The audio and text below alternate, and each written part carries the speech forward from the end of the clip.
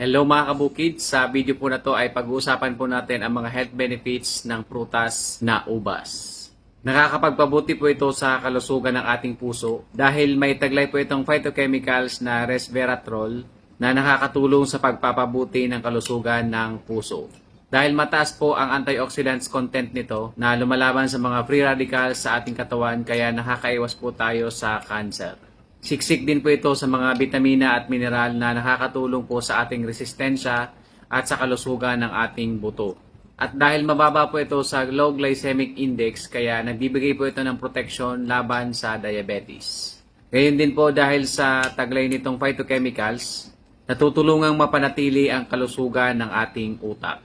Mataas din po ito sa fiber na kinakailangan para sa malusog na tummy. Kaya mga kabukids, ugaliin po na kumain ng prutas na ito. That's it for now. Maraming salamat po sa inyong panonood.